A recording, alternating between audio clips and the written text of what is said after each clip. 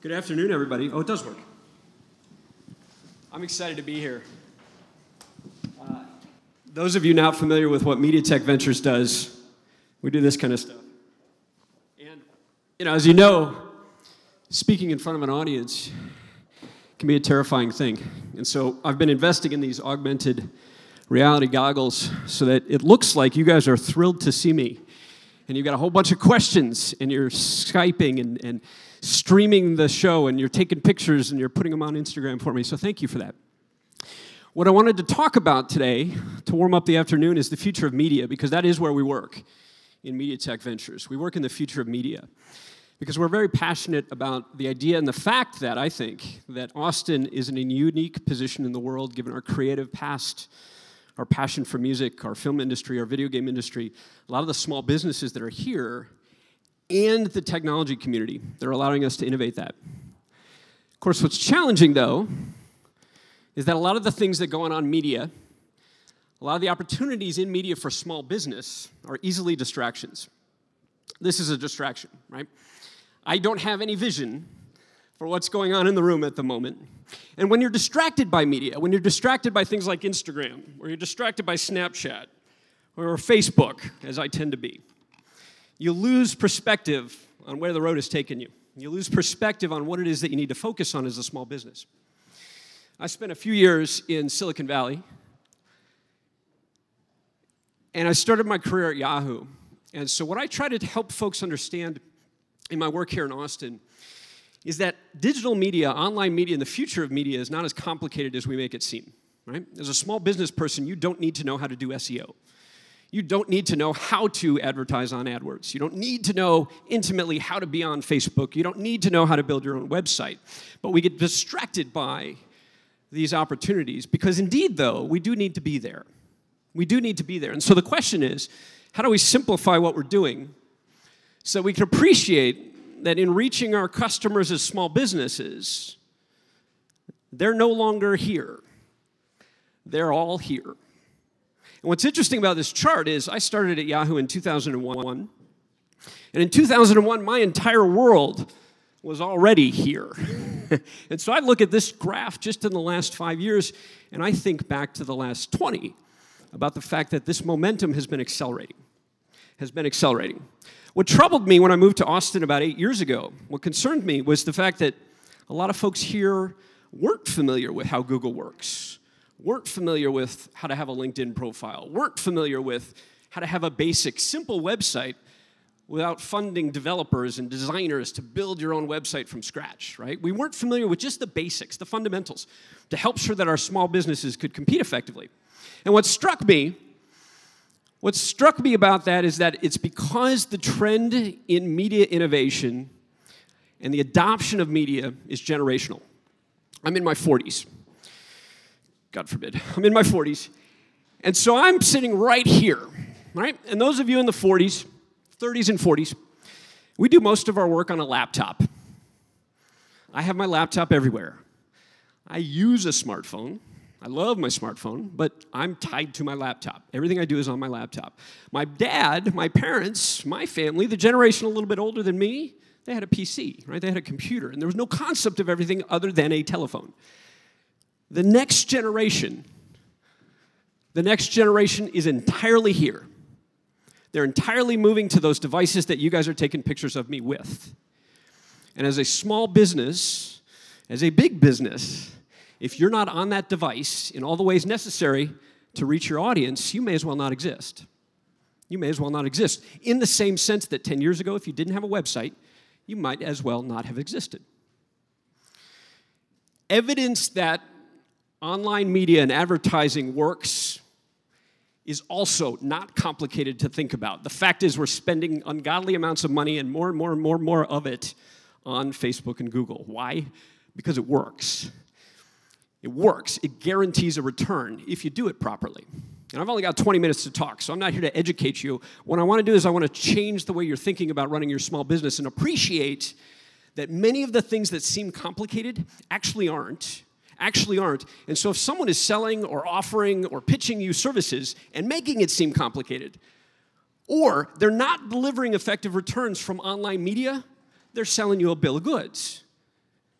they're selling you a bill of goods. Advertising on Google is complicated, but it's also the most effective form of advertising and budget spend in existence. It's growing at that rate for a reason. It works. If it's not working for you, figure out why.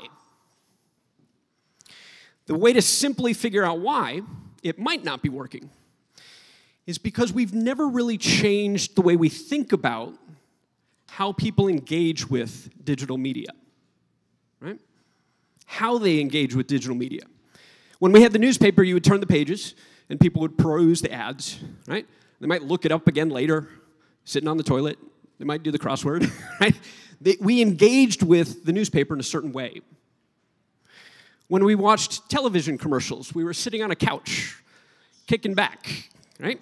And we were attuned to the television commercial, and so it worked. Those forms of media are gone. Those forms of media are moving away from engagement with your customers, okay? What we've moved to, in a simple sense, forget mobile, forget social media, forget search engines. In a simple sense, the way digital works is that we search and we scroll.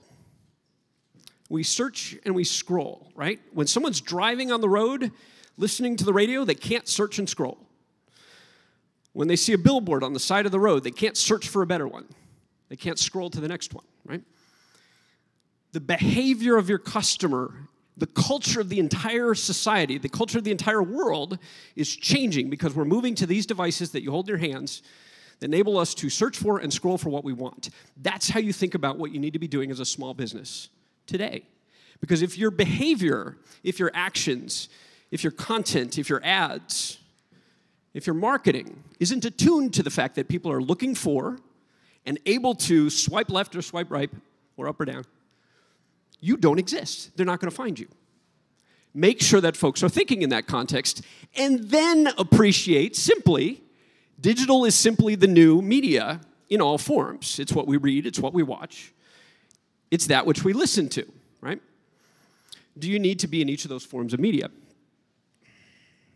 Two big trends, because I'm supposed to talk about future trends.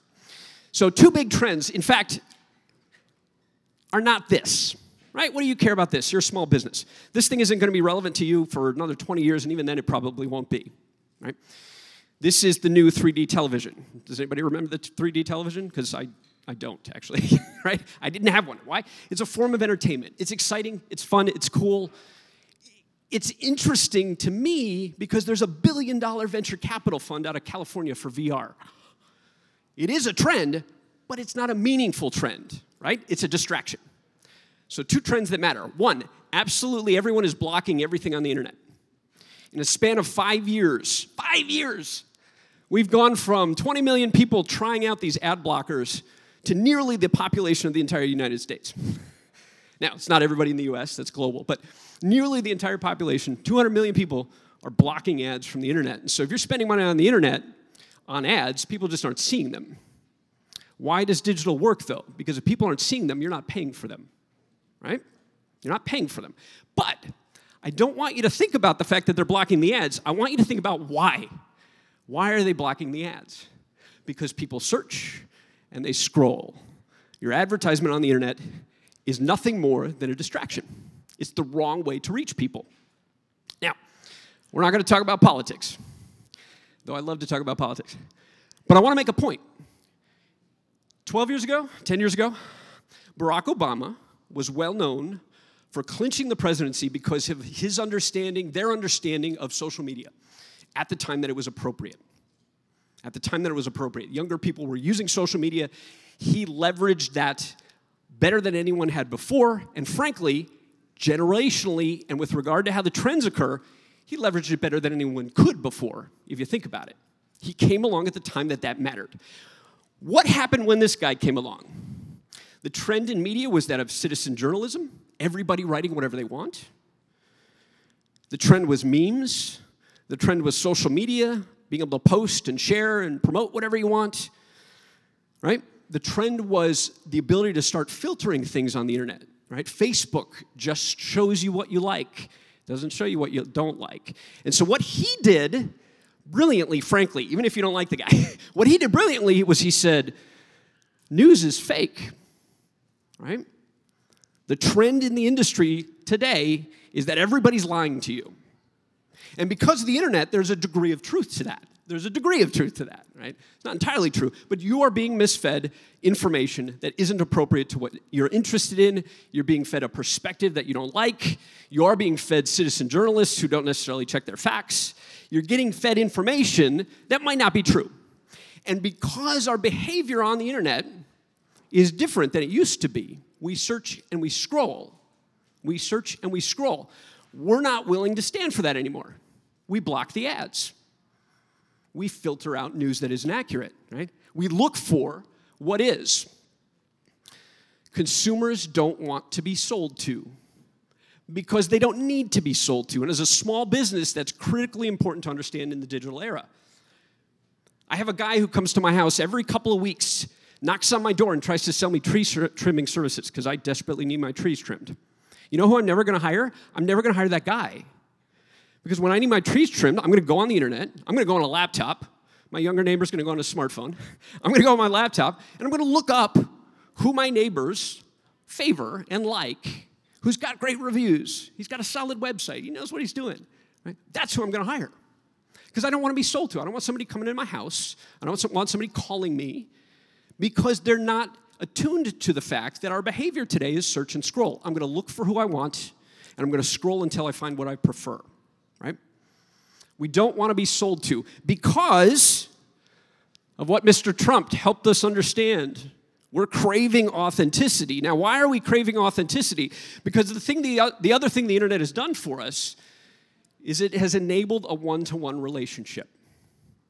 Right? It's enabled a one-to-one relationship. In the 90s, in the 2000s, we went through an era on the internet of anonymity. Anonymity, right? We were able to get on the internet, build a website, create a profile somewhere, join Reddit, if you're on Reddit, and we could be anybody. And that was fascinating. It was brilliant, and it's still possible, but it was fascinating. It allowed most of the world to get onto the internet because they could be comfortable being who they wanted to be, and that was a wonderful thing. But as far as business is concerned, we don't want to be sold to. We don't want fake news, right? We don't want misinformation. And so what's happening is now the internet is shifting people's behavior towards authenticity, towards a direct conversation with you guys. And so that's my next slide. That's my next slide. So when you think about all these concepts, right, all these opportunities that are before you as a small business trying to figure out how you market to your audience, these are the 4 things that I talk about that really actually only matter that you think about. When you're trying to figure out how you get on Google, when you're trying to figure out how you get leads, when you're trying to figure out how to get on maps, when you're trying to figure out SEO, when you're trying to figure out why your content marketing, if you started a blog, isn't working, 9.999999 times out of 10, it's because your website just doesn't work right, technically.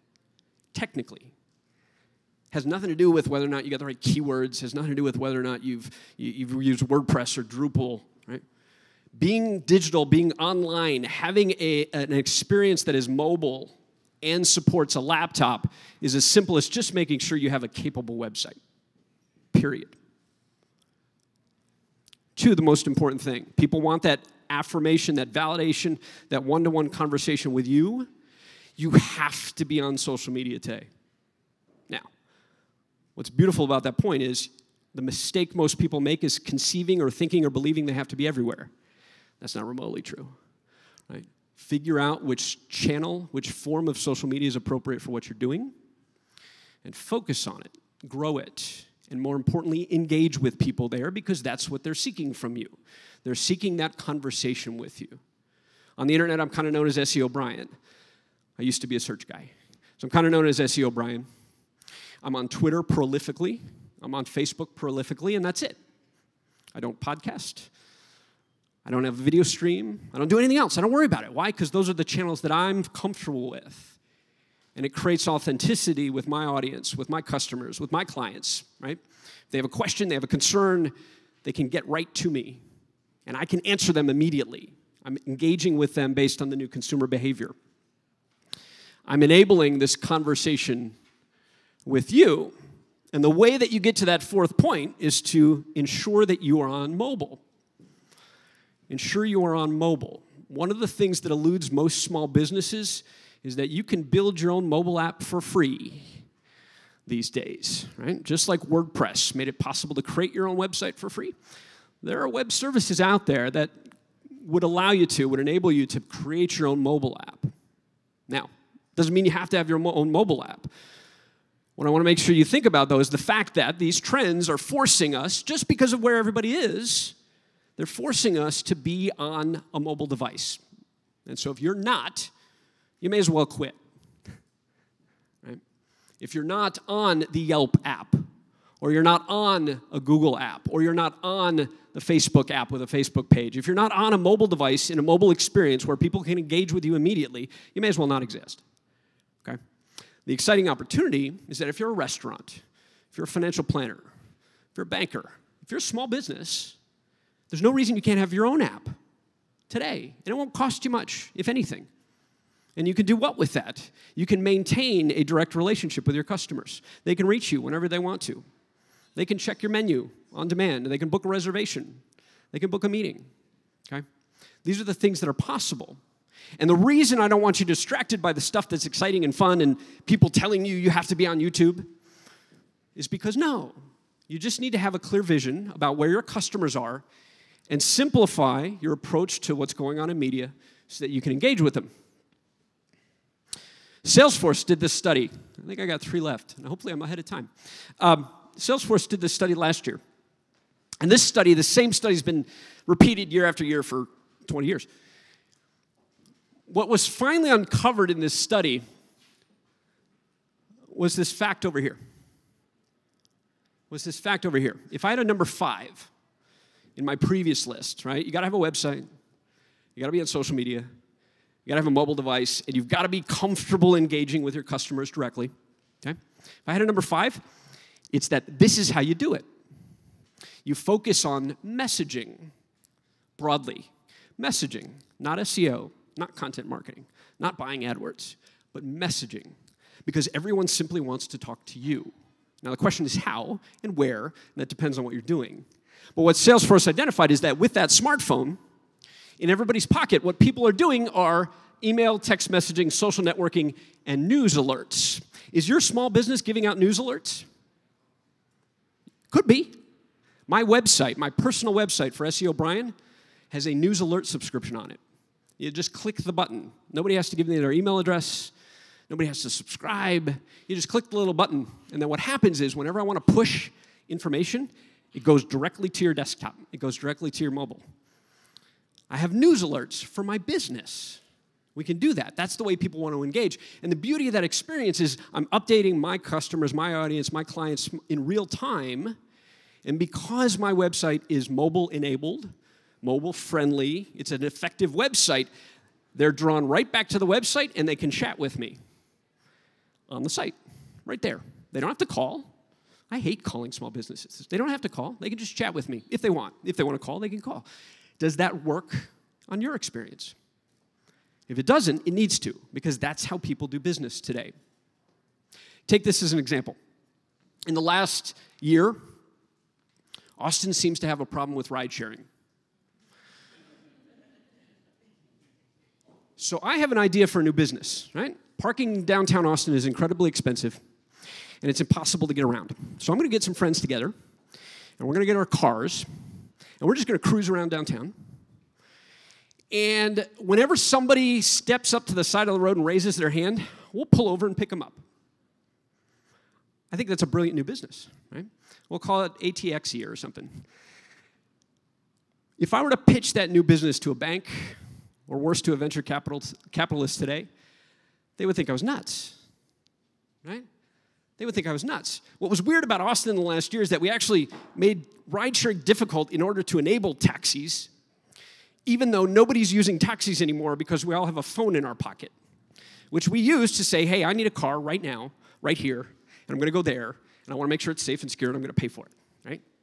You can't run your small business like an old taxi company just because that's the way you continue to want to do it, because that's the way it's been done, right? The fact is, we're in this new economy, in this new world where I can search for the ride that I want, I can scroll for the driver that I want, and they'll come get me. Okay? Coming up next, last point. Coming up next, I know Colin Pope is on a panel, right? Local media. What's exciting about those trends that I showed you at the beginning with regard to media's shift to digital, what's exciting, and I didn't show it into you in detail, is that locally, it's not shifting as substantially, right? You wouldn't buy an ad on NBC. You wouldn't buy an ad on Clear Channel National Radio. You wouldn't buy an ad in USA Today. But local media works exceptionally well.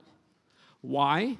Because local media is still desperately trying to figure out how to stay locally relevant. They need local advertising. They want to support local business. They want to get to know you, which means their pricing is pretty reasonable. But more importantly, what it means is that I still pick up the community impact newspaper. I still listen to Sun Radio, right? And what's exciting about chasing what these guys are doing, is that they are leading the way. Sun Radio has a mobile app. The Austin Statesman has a blog and a podcast, right? They're showing local businesses what you need to be doing. And so a great place to start is with them. I started by talking about a vision, and I'm going to leave you on this note.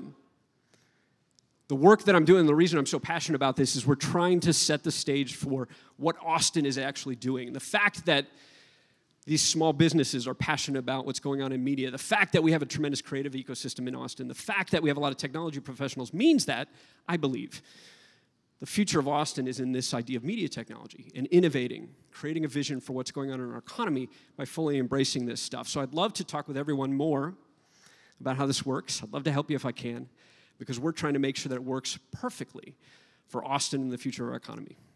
Thank you.